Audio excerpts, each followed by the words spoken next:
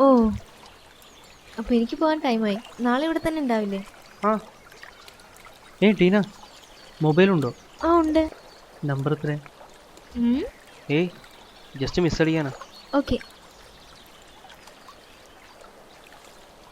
990998. ഡാ, നീ ഇവിടെ ഓരോ ചരക്കളെ വിളിച്ചോണ്ടിരിക്കാനല്ലേ? നിന്റെ പഴയ സ്വഭാവത്തിൽ വിട്ടില്ലേ? ഏതാണത്?